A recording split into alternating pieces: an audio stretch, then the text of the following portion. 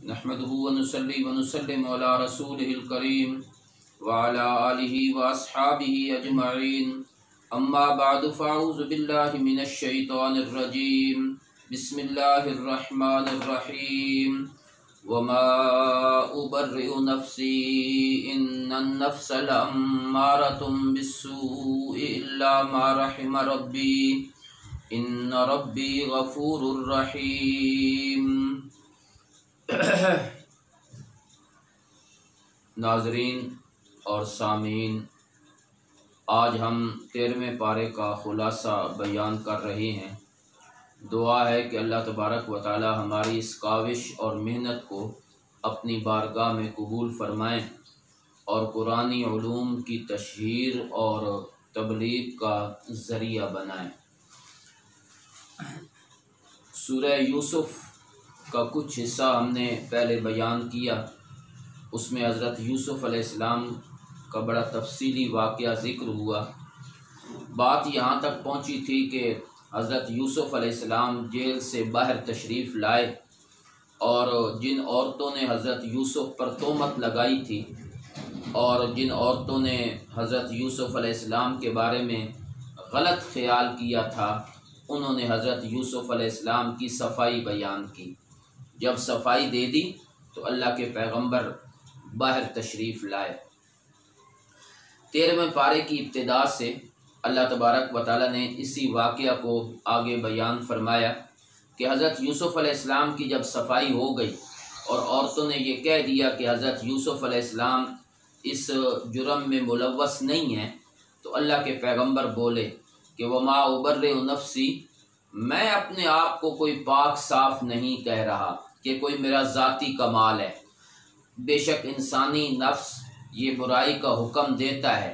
اندر اللہ نے ہر انسان میں ایک ایسا نفس رکھا ہے جو انسان کو بری باتوں کی تعلیم دیتا ہے۔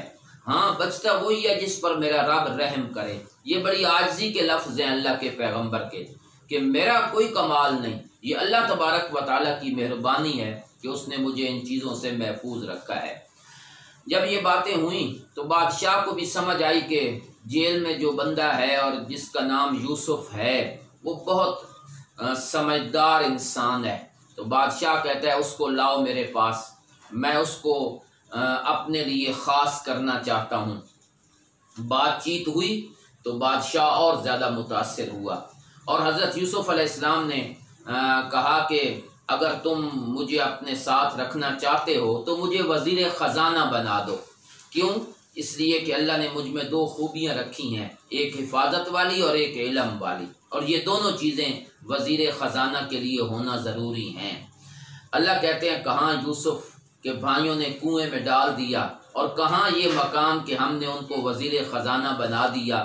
یہ ہم ہی کرتے ہیں، ہمارا ہی کمال ہے۔ دنیا میں بھی اور آخرت میں بھی ہم ایمان والوں کو بہت بڑی نعمتوں سے نوازیں گے۔ چنانچہ دنیا میں قید پڑ گیا۔ شام سے ایک قافلہ آیا مصر میں، چونکہ مصر میں گندم موجود تھی تو وہ قافلہ مشتمل تھا حضرت یعقوب کے بیٹوں پر، یعنی یوسف کے بھائی قافلے کی شکل میں آئے گندم لینے کے لیے مصر میں۔ وزیر خزانہ کے سامنے پیش ہوئے تو حضرت یوسف نے فوراً پہچان لیا کہ یہ تو میرے بھائی ہیں، لیکن بتایا نہیں۔ اچھا، اس کے بعد جب ان کا سامان تیار ہوا تو حضرت یوسف کہنے لگے کہ تمہارا کوئی اور بھائی بھی ہے تو اگلی دفعہ آنا تو اس کو بھی ساتھ لانا، اور اگر نہیں لاؤ گے تو میں تمہیں کوئی گندم نہیں دوں گا۔ یہ حضرت یوسف کے سکے بھائی تھے بنیامین، جن کو وہ اپنے پاس بلانا چاہتے تھے۔ انہوں نے کہا ٹھیک ہے، ہم بھائی سے بات کریں گے، اپنے باپ سے بات کریں گے، اگر وہ راضی ہوئے تو ہم اس کو لے آئیں گے۔ چنانچہ یہ قافلہ واپس پہنچا اور جا کر باپ کو ساری صورتحال سے آگاہ کیا کہ ہمارے بھائی کو بھی اب ساتھ آنا ہوگا۔ انہوں نے کہا نہ، پہلے بھی میں ایک اپنا بیٹا بھیج چکا ہوں یوسف، جو تم نے سلوک اس کے ساتھ کیا ہے اس کے ساتھ بھی وہی کرو گے۔ جب سامان کھولا تو وہاں وہ جو اصل سرمایہ تھا وہ بھی گندم کے اندر موجود تھا اور حضرت یوسف نے وہ واپس کر دیا تھا۔ انہوں نے کہا ابا جان دیکھیے تو صحیح کہ انہوں نے ہمارے ساتھ کتنا اچھا سلوک کیا ہے، اب اس کو بھیجیے نا ہمارے ساتھ اپنے بھائی کو، تاکہ جب آئندہ جائیں تو پھر اور بھی ہم گندم لے کر آئیں۔ تو انہوں نے کہا باپ نے کہ میں بھیجتا تو ہوں، لیکن تم مجھے یقین دہانی کراؤ کہ تم اس کو واپس لاؤ گے۔ پھر حضرت یعقوب نے اپنے بیٹوں سے ایک اور بات بھی کی کہ جب جاؤ گے نا تو ایک دروازے سے داخل نہ ہونا، الگ الگ دروازوں سے داخل ہونا۔ یہ ایک نظر بد سے بچانے کا ایک طریقہ تھا جو حضرت یعقوب نے اپنے بیٹوں سے کہا۔ پھر ساتھ ہی کہہ دیا کہ ما اغنی عنکم من اللہ من شیء، میں اللہ سے بچا نہیں سکتا، یہ تو میرے دل کی ایک کیفیت تھی جو میں نے تمہارے سامنے رکھی ہے۔ جب پہنچا قافلہ وہاں دوبارہ تو حضرت یوسف نے اپنے بھائی کو اپنے ساتھ بلا لیا جو سکا بھائی تھا، اور کہنے لگے میں تیرا بھائی ہوں، بتا دیا اور ساری حقیقت کھول دی۔ پھر جب سامان تیار ہوا تو حضرت یوسف نے اپنے کارندوں کو کہا کہ اس سامان میں میرا وہ خاص برتن رکھ دو جس برتن کے ساتھ میں پانی پیتا ہوں۔ چنانچہ وہ برتن اس کے اندر چھپا دیا۔ پھر ایک آواز دینے والے نے آواز دی کہ تم چور ہو، اندر سے برتن گم ہو گیا ہے ہمارا۔ انہوں نے کہا ہم نے تو چوری نہیں کی۔ انہوں نے کہا دکھاؤ۔ چنانچہ جب تلاشی ہوئی تو برتن اس بھائی کی سامان میں سے نکلا جس کو حضرت یوسف اپنے پاس رکھنا چاہتے تھے۔ چنانچہ بھائی کو تو انہوں نے پکڑ لیا اور کہا کہ اب میں آپ کو نہیں جانے دوں گا۔ بڑا کہا بھائیوں نے کہ ہم نے اپنے باپ کو کیا منہ دکھائیں گے، ہمارا باپ بوڑھا ہے، آپ ہم میں سے کسی کو رکھ لیں اور اس کو ہمارے ساتھ واپس بھیجیں۔ لیکن حضرت یوسف علیہ السلام نے فرمایا نہیں، ایسا نہیں ہوگا۔ جب وہاں سے نا امید ہوئے، الگ ہو کے بیٹھ گئے۔ ان میں جو بڑا تھا وہ کہنے لگا کہ تم نے پہلے بھی اپنے باپ کے ساتھ دھوکہ کیا ہے، اب تو سچ مچ بھائی پکڑا گیا ہے، اب باپ کو کیا منہ دکھاؤ گے؟ تم جاؤ، میں ادھر ہی بیٹھتا ہوں، میں کم از کم تمہارے ساتھ جانے کے لیے تیار نہیں، اور باپ کو پوری حقیقت بتا دینا۔ چنانچہ ان نے بتائی تو حضرت یعقوب نے فرمایا کہ یہ تمہارے دل کی بنائی ہوئی باتیں ہیں، یہ تم خود بناتے ہو، پہلے ایک بیٹے کو مجھ سے جدا کیا پھر دوسرے کو کر دیا۔ وہاں سے حضرت یعقوب نے اللہ کے سامنے درخواست کی کہ یا اللہ، میں یوسف کے فراق میں پہلے روتا رہا، میری آنکھیں سفید ہو گئیں، اور یوسف بھی مجھے نہ ملا، اب دوسرا بیٹا بھی جدا ہو گیا۔ میں اپنے غم اور اپنی دکھ کا اظہار اپنے سامنے اللہ کے سامنے رکھتا ہوں۔ پھر بیٹوں کو کہا جاؤ اور یوسف اور اس کے بھائی کو تلاش کرو اور اللہ کی رحمت سے نا امید نہ ہو۔ چنانچہ پھر یہ بھائی مصر میں آ گئے۔ وہاں جب پہنچے تو پھر حضرت یوسف کے سامنے کھڑے ہو کر کہنے لگے کہ ہم پھر غلہ لینے کے لیے آئے ہیں، ہمارے پاس سرمایہ بھی نہیں ہے، تھوڑا سا ہے، ہمیں دے دیں غلہ۔ انہوں نے کہا تمہیں پتہ ہے تم نے یوسف کے ساتھ کیا سلوک کیا تھا؟ او ہو، آپ یوسف ہیں، اب پہچان ہو گئی۔ کہنے لگے کہ ہاں میں ہی یوسف ہوں، اللہ نے مجھ پر احسان کیا ہے، اور جو اللہ سے ڈرتا ہے، صبر کرتا ہے، اللہ نیکی کرنے والوں کے اجر کو ضائع نہیں کرتے۔ چنانچہ حضرت یعقوب حضرت یوسف نے اپنی قمیض دے کر بھیجا ان کو کہ جاؤ ابا جان کے چہرے پر ڈالنا، اللہ تبارک و تعالی ان کی نظر واپس کر دیں گے۔ چنانچہ وہ گئے، قمیض گئی اور وہ آنکھوں پہ ڈالی تو نظر واپس آ گئی۔ اب حضرت یعقوب گھر والے سارے جو ہیں نا وہ مصر میں پہنچ گئے۔ جب وہاں پہنچے تو حضرت یوسف نے اپنے ابا جان کو اور اپنی خالہ کو تخت پہ بٹھایا اور سب سجدے کی حالت میں گر گئے۔ یہ سجدہ تعظیمی ہے جو شریعت میں جائز تھا۔ پھر حضرت یوسف نے کہا یہ ہے وہ میری خواب کی تعبیر جو میں نے دیکھا تھا، اللہ نے میرے ساتھ کتنا احسان کیا کہ مجھے قید سے نکالا، شیطان نے میرے اور میرے بھائیوں کے درمیان دشمنی پیدا کی، لیکن اللہ نے میری حفاظت فرمائی۔ پھر دعا مانگی، یا اللہ تو نے مجھے حکومت دی، خواب کی تعبیریں بتائیں، تو میرا کارساز ہے دنیا اور آخرت میں، مجھے موت بھی دینا اسلام کی حالت میں اور میرا آخرت کا ٹھکانہ بھی نیک لوگوں کے ساتھ کر دینا۔ یہ اللہ فرماتے ہیں غیب کی خبریں ہیں جو ہم تمہیں دیتے ہیں، یہ دلیل ہے اس بات کی کہ آپ اللہ کے سچے رسول ہیں۔ چنانچہ جن لوگوں نے یہ سوال کیا تھا، میرے نبی نے اس سوال کا جواب قرآنی آیات کی روشنی میں دے دیا۔ رکوع نمبر 6 میں اللہ تبارک و تعالیٰ نے اس بات کا ذکر کیا کہ میری قدرت کی بہت ساری نشانیاں ہیں، لوگ دیکھتے ہیں لیکن ایمان نہیں لاتے، ہاں اللہ کا عذاب آئے گا، میری گرفت آئے گی تو پھر یہ پکڑے جائیں گے۔ اس بات پہ اللہ نے سورت کو مکمل فرما دیا کہ آزمائشیں آتی ہیں، تکلیفیں آتی ہیں، حتیٰ کہ ایک وقت ایسا بھی آتا ہے کہ نبی بھی بعض اوقات دل میں ایسے خیال آنے لگتے ہیں کہ پتہ نہیں اللہ کی مدد کب آئے گی، لیکن اللہ کی مدد آتی ہے، صبر کے نتیجے میں آتی ہے۔ یہ واقعات ہم اس لیے ذکر کر رہے ہیں کہ لوگوں کو ان واقعات میں بڑی عبرت ہے اور لوگ اس سے عبرت حاصل کریں۔ یہ سورت مکمل ہوئی تو سورہ رات کا معنی کڑک، فرشتہ یا وہ کڑک جو آسمان سے بجلی کی شکل میں ہوتی ہے۔ اس کی ابتدا اللہ نے فرمائی کہ یہ کتاب اللہ کی آیات ہیں اور اس کو مانو۔ پھر اللہ نے اپنی قدرت کے دلائل ذکر کیے کہ اللہ نے آسمانوں کو بغیر ستون کے کھڑا کیا، پھر اللہ عرش پہ مستوی ہوا، پھر اللہ نے سورج چاند کو کام میں لگایا، ہر ایک وقت مقررہ تک چلتا رہتا ہے۔ اللہ نے زمین پھیلائی، پہاڑ، نہریں، ہر قسم کے پھل اللہ نے پیدا کیے، زمین میں مختلف ٹکڑے ہیں، اور اللہ نے باغات، کھجوریں اور اس کے بعد کھیتیاں، اور اللہ نے ان میں مختلف قسمیں رکھی ہیں۔ پانی سب کو ایک ہی لگتا ہے، لیکن یہ سب میرے رب کی وحدانیت کے دلائل ہیں۔ اللہ فرماتے ہیں کہ اگر تمہیں اس بات پہ تعجب آتا ہے کہ تیری بات نہیں مانتے، اس سے تعجب والی بات یہ ہے کہ لوگ کہتے ہیں بھلا جب ہم مٹی ہو جائیں گے دوبارہ اٹھائے جائیں گے۔ جو رب پہلی دفعہ پیدا کر سکتا ہے وہ دوبارہ بھی زندہ کر سکتا ہے۔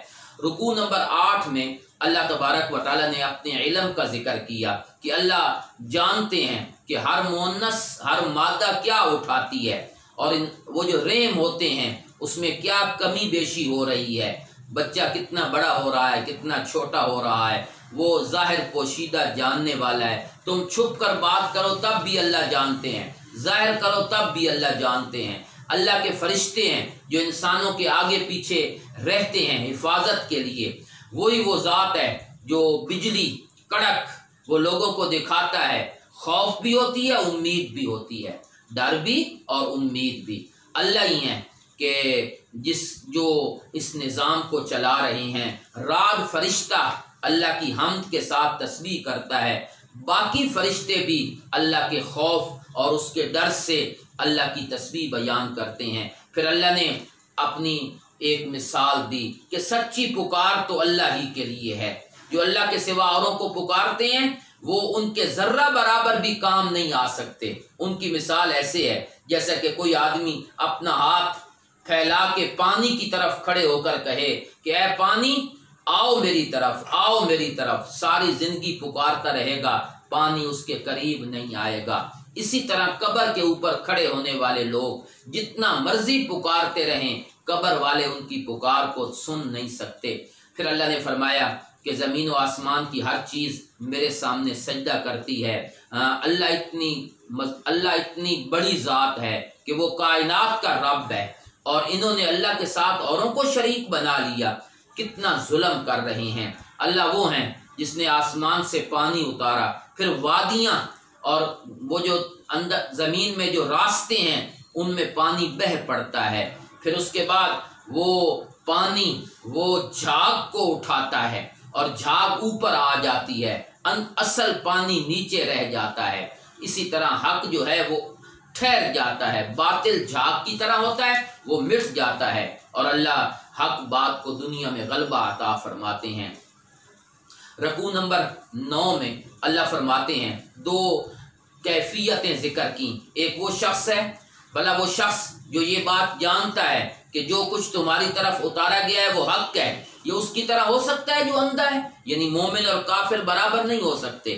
مومن وہ ہیں جو اللہ کے عہد کو پورا کرتے ہیں اور جن چیزوں کو ملانے کا حکم ہے اس کو ملاتے ہیں، صبر کرتے ہیں، نماز قائم کرتے ہیں، ہمارے دیے ہوئے مال میں سے خرچ کرتے ہیں، اور ان کو اللہ باغات میں داخل کریں گے، ان کے آباء و اجداد کو بھی، فرشتے بھی وہاں جائیں گے، سلامتی کا پیغام لائیں گے۔ اس کے مقابلے میں دوسرا طبقہ ہے جو اللہ کے عہد کو توڑ دیتا ہے اور اللہ کے احکام کی خلاف ورزی کرتا ہے، زمین میں فساد کرتا ہے، یہ لوگ اللہ کی لعنت کے مستحق ہیں۔ اللہ ہی ہے جو جس کے لیے چاہتا ہے جتنا رزق پھیلا دے اور جتنا تنگ کرے، یہ فیصلے میرے رب کے ہاتھ میں ہیں۔ رکوع نمبر 10 میں اللہ فرماتے ہیں کہ کافر کہتے ہیں کہ اس پر کوئی معجزہ کیوں نہیں آتا جو ہمارا من پسند معجزہ ہو۔ اللہ فرماتے ہیں جواب دو میرے پیغمبر، گمراہی اسی کا مقدر بنتی ہے جس کے بارے میں اللہ چاہتے ہیں، اور ہدایت اس کو ملتی ہے جو اللہ کی ذات کی طرف رجوع کرتے ہیں۔ یہ وہ کون لوگ ہیں؟ جو ایمان لائے، ان کے دل اللہ کے ذکر کے ساتھ مطمئن ہوتے ہیں، تو ان کو ہم آخرت میں اچھی جگہ عطا کریں گے اور یہ جنت کے مستحق بنیں گے۔ اللہ نے فرمایا میرے پیغمبر ان کے معجزات کا مطالبہ کرنا یہ صرف ضد ہے۔ اگر قرآن ایک ایسی چیز ہوتی جس کے ذریعے پہاڑ چلا دیے جاتے یا زمین ان کے ساتھ طے کر دی جاتی یا مردے بھی بات کرتے، یہ پھر بھی ایمان نہ لاتے۔ تو یہ اللہ کے اختیار میں ہے ہدایت کے فیصلے۔ ہدایت اسی کو ملتی ہے جن کو اللہ تبارک و تعالیٰ کی طرف سے توفیق حاصل ہو۔ رکوع نمبر 11 میں اللہ نے اپنے نبی کو تسلی دی کہ میرے پیغمبر ان کی باتوں سے پریشان نہیں ہونا، تجھ سے پہلے بڑے رسول ان کے ساتھ بھی لوگوں نے استہزاء کیا، مذاق اڑایا، پھر میں نے مہلت دی، لیکن جب میری گرفت آئی تو کوئی بھی اللہ کے عذاب سے بچا نہ سکا۔ پھر اللہ نے تقابل ذکر کیا مومن کا اور کافر کا۔ ایک وہ شخص ہے بھلا وہ ذات جو ہر انسان کے ہر عمل کو دیکھ رہی ہے، یعنی اللہ کی ذات، یہ اور کافروں نے اس کے مقابلے میں شریک بنا لیے اور اوروں کو اللہ کی صفتوں میں شریک مانا، حالانکہ ان کے پاس اس کی کوئی دلیل موجود نہیں ہے۔ اور دنیا میں بھی عذاب ہے اور آخرت کا عذاب بھی بہت سخت ہے۔ اس کے بعد اللہ نے جنت کا ذکر کیا جو اللہ ایمان والوں کو عطا فرماتے ہیں، جس کے نیچے نہریں بہتی ہیں، اس کے سائے، اس کے پھل ہمیشہ رہیں گے۔ تو یہ باتیں ذکر کرنے کے بعد آگے اللہ نے قرآن کی عظمت کو بیان کیا کہ یہ قرآن عربی زبان میں ہے تاکہ یہ لوگ اس کو سمجھیں، اور اس میں اس بات کا حکم دیا گیا ہے کہ میں اللہ ہی کی عبادت کروں اور اس کے ساتھ کسی کو شریک نہ بناؤں۔ رکوع نمبر 12 میں اللہ نے فرمایا کہ ہم نے بڑے نبی بھیجے، بہت سارے پیغمبر، اور ہم نے ان کی بیویاں بھی بنائیں، اولاد بھی بنائی۔ تو یہ کہتے ہیں کہ یہ نبی کیسا ہے؟ انسان۔ اللہ کہتے ہیں پہلے نبی بھی انسان تھے۔ جب پیغمبر کوئی نشانی لاتے تھے تو قوم انکار کر دیتی تھی اور قوم اللہ کی باتوں کو تسلیم کرنے سے منکر ہو جاتی تھی۔ مکے والوں کے ساتھ بھی یہی ہوگا، ہم ان کو عذاب دیں گے، چاہے تجھے دکھا دیں یا تیری وفات کے بعد ہم ان کو عذاب دیں۔ دیکھ نہیں رہے کہ ہم کفر کی زمین کم کر رہے ہیں، اسلام کی زمین بڑھ رہی ہے، اور یہ سازشیں جو کر رہے ہیں نا، اللہ ان کی سازشوں کو ختم کر دیں گے۔ اور کہتے ہیں آپ رسول نہیں، کہو اللہ گواہ کے طور پہ کافی ہے کہ اللہ ہی میرے لیے بطور گواہ کے کافی ہے کہ میں اللہ کا نبی ہوں، اللہ کا رسول ہوں۔ سورت مکمل ہوئی تو اس کے بعد سورہ ابراہیم ہے، اس میں حضرت ابراہیم علیہ السلام کا ذکر ہے، اس لیے سورت کا نام بھی سورہ ابراہیم رکھا گیا ہے۔ شروع میں اللہ نے پھر کتاب کا ذکر کیا کہ یہ وہ کتاب ہے جو لوگوں کو گمراہی سے روشنی کی طرف لاتی ہے۔ پھر اللہ نے اپنی قدرت کے دلائل ذکر کیے کہ اللہ وہ ذات ہے، آسمان و زمین کی ہر چیز اسی کے لیے ہے، اور کافروں کے لیے سخت عذاب ہے۔ کافر وہ ہیں جو دنیا کی زندگی کو آخرت پر ترجیح دیتے ہیں اور لوگوں کو اللہ کے راستے سے روکتے ہیں۔ یہ ایسے لوگوں کے لیے اللہ نے آخرت میں بہت سخت سزا تیار کر رکھی ہے۔ ہم نے موسیٰ علیہ السلام کو بھی نشانیاں دے کر بھیجا اور ہم نے یہ پیغام دیا کہ اپنی قوم کو اندھیروں سے روشنی کی طرف نکالو، اور موسیٰ علیہ السلام نے اپنی قوم کو کہا تھا کہ اللہ کی نعمتیں یاد کرو، فرعون سے نجات، تمہیں عذاب دیتا تھا، بیٹے ذبح کرتا تھا، بہت بڑی آزمائش تھی۔ پھر اللہ نے یہ بھی اعلان کروایا کہ اگر تم شکر کرو گے ہم اور دیں گے۔ موسیٰ علیہ السلام نے اپنی قوم سے یہ بھی کہا کہ اے لوگو، اگر تم انکار کرو گے، زمین کی ہر چیز اگر اللہ کی ذات کا انکار کر دے، اللہ کو کوئی پرواہ نہیں، وہ قابل تعریف ہے اور اس کی ذات اپنی جگہ پہ بہت بلند ہے۔ قوموں کے حالات ذکر کرنے کے بعد اللہ فرماتے ہیں قوم نبیوں کی مخالفت میں ہر وقت کمر بستہ رہتی ہے۔ جب نبی ان کو رب کا پیغام سناتے ہیں تو ردو ایدیہم فی افواہہم، وہ اپنے ہاتھ نبیوں کے منہ میں دیتے ہیں کہ یہ ان کی زبان بند کر دیں، اور کہتے ہیں انا کفرنا بما ارسلتم بہ، جو کچھ تمہیں دے کر بھیجا گیا ہے ہم اس کو ماننے کے لیے تیار نہیں۔ اللہ کے نبی پھر بھی دعوت دیتے رہتے ہیں اور کہتے رہتے ہیں ہم تمہاری طرح انسان ہیں، ہم بشر ہیں۔ تمہاری طرح سے مراد ہے جنس میں، مقام مرتبے میں نہیں، لیکن اللہ جس پر چاہتے ہیں احسان کرتے ہیں، اور اللہ نے ہمیں نبی بنایا ہے۔ رکوع نمبر 15 میں اللہ تبارک و تعالیٰ فرماتے ہیں کافر رسولوں کو یہ بھی کہتے تھے کہ ہماری زمین سے نکل جاؤ یا ہمارے دین میں آ جاؤ، تو اللہ نے ان کی طرف وحی کی کہ ہم ظالموں کو ہلاک کریں گے۔ اسی طرح ہم تمہیں قدرت دیتے ہیں زمین میں ان کے بعد، لیکن اللہ تبارک و تعالیٰ انسان کو دنیا میں اپنے نعمتیں بھی عطا فرماتے ہیں، لیکن جابر آدمی، ضدی آدمی، وہ دنیا میں اللہ کی نعمتوں سے فائدہ نہیں اٹھاتا تو اللہ تبارک و تعالیٰ آخرت میں اس کو جہنم میں ڈالے گا، اور جہنم کا عذاب بہت سخت ہے۔ پانی اتنا گندا ہوگا کہ پی نہیں سکے گا، اور دنیا میں جو نیک عمل کرتے ہیں نا کافر، یہ سب آخرت میں برباد ہو جائیں گے، اور ان اعمال کا کوئی فائدہ نہیں ہوگا۔ جس دن اللہ کے سامنے ظاہر ہوں گے تو اس میں دو طبقے بن جائیں گے، ایک چھوٹا طبقہ، ایک بڑا۔ چھوٹے بڑوں کو کہیں گے کہ کیا تم آج ہم سے عذاب کو دور کر سکتے ہو؟ وہ کہیں گے اگر اللہ ہمیں ہدایت دیتا تو ہم تمہیں ہدایت نہ دیتے، آج ہم صبر کریں یا پریشان ہوں، یہاں سے عذاب ٹلنے والا نہیں ہے۔ رکوع نمبر 16 میں اللہ تبارک و تعالیٰ نے فرمایا کہ شیطان قیامت کے دن جب سارے معاملات کا فیصلہ ہو جائے گا تو شیطان ایک بات کرے گا کہ اللہ کا وعدہ سچا تھا، میں نے بھی لوگوں سے ایک وعدہ کیا تھا لیکن میں وعدے کی خلاف ورزی میں نے کی، میں وعدہ پورا نہیں کر سکا، اللہ کا وعدہ سچا ہے۔ شیطان یہ بھی کہے گا کہ میں نے کسی کو زبردستی گمراہ نہیں کیا، میں تو صرف بلاتا تھا، لوگ خود بخود میری دعوت پہ آتے تھے، لہٰذا آج مجھے ملامت نہ کرو، اپنے آپ کو ملامت کرو، میں تمہارے ذرہ برابر بھی کام نہیں آ سکوں گا۔ پھر ایمان والے جنت میں جائیں گے اور کافر جو ہیں وہ جہنم کا ایندھن بنیں گے۔ اللہ نے کلمہ طیبہ کی ایک مثال ذکر کی کہ کلمہ طیبہ لا الہ الا اللہ یہ اس درخت کی طرح ہے جو پاکیزہ درخت ہے، جس کی جڑیں مضبوط ہیں، اس کی ٹہنیاں آسمان میں ہیں، اور وہ اپنا پھل لاتا ہے جب اللہ کا حکم ہوتا ہے۔ اسی طرح ایمان کی جڑ وہ مومن کے دل میں ہے، اور اللہ تبارک و تعالیٰ نے یہاں رکھی ہوئی ہے، اور اس کی جو ٹہنیاں ہیں یعنی ثمرات وہ پوری دنیا کے اندر پھیلے ہوئے ہیں۔ اور کلمہ خبیثہ یعنی کفر و شرک، اس کی مثال اس درخت کی طرح ہے کہ وہ بھی گندا ہے جو زمین سے اکھاڑ لیا گیا، اوپر اندر اس کی کوئی جڑ نہیں ہے۔ اسی طرح کفر جو ہے نا، اس کی کوئی حقیقت نہیں ہے۔ رکوع نمبر 17 میں اللہ تبارک و تعالیٰ نے پھر ان لوگوں کا ذکر کیا جنہوں نے اللہ کی نعمتوں کو تبدیل کر کے ناشکری کا راستہ اختیار کیا۔ اللہ کہتے ہیں جہنم میں جائیں گے، اور ان نے اللہ کے سوا اوروں کو شریک بنا لیا تاکہ لوگوں کو اللہ کے راستے سے گمراہ کریں، تو دنیا میں نفع اٹھا لیں، آخرت میں ان کا ٹھکانہ جہنم ہے۔ اللہ نے یہ بھی فرمایا کہ میرے بندوں کو کہو کہ نماز قائم کریں، ہمارے دیے ہوئے میں سے خرچ کریں جو ہم نے ان کو عطا کیا ہے۔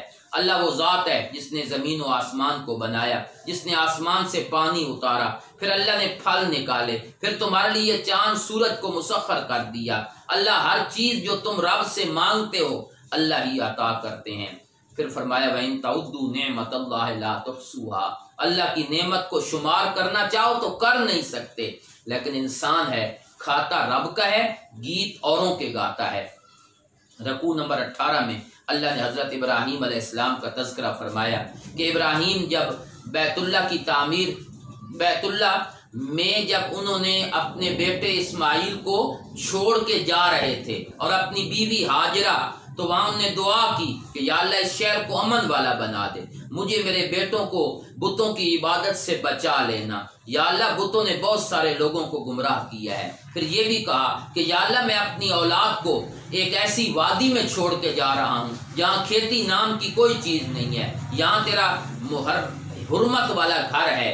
یا اللہ میری دعا یہ ہے کہ نماز قائم کریں، لوگوں کے دلوں کو اس کی طرف مائل کر دے اس زمین کی طرف، اور یہاں کے باشندوں کو رزق عطا کر۔ یا اللہ تو ہماری ظاہر پوشیدہ جانتا ہے۔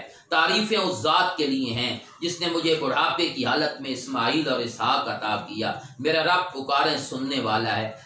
یا اللہ مجھے بھی اور میری اولاد کو بھی نماز قائم کرنے والا بنا۔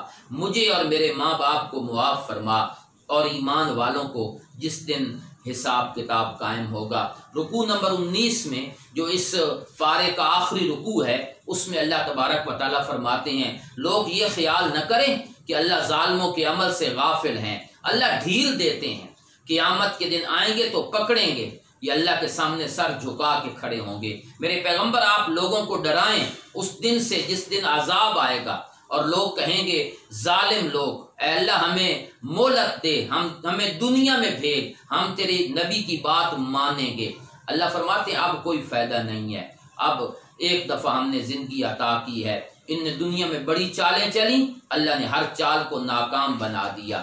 جو لوگ اللہ کے نبیوں کی مخالفت کرتے ہیں وہ اللہ کی گرفت سے بچ نہیں سکیں گے۔ قیامت کا وہ دن ہے جب اس زمین کے علاوہ اور زمین تبدیل ہو جائے گی، آسمان بدل جائے گا، اور سارے لوگ اللہ کے سامنے کھڑے ہوں گے۔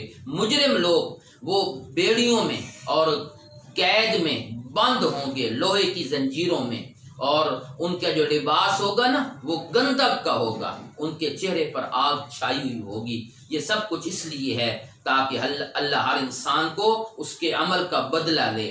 آخر میں اللہ نے آخری آیت میں فرمایا ھذا بلاغ للناس، یہ قرآن لوگوں کے لیے رب کا پیغام ہے، اور اس لیے اتارا گیا ہے کہ لوگوں کو اس کے ذریعے ڈرایا جائے، اور اس حقیقت کو لوگ جان لیں کہ انما هو الہ واحد، کائنات میں الہ ایک اللہ ہی الہ ہے۔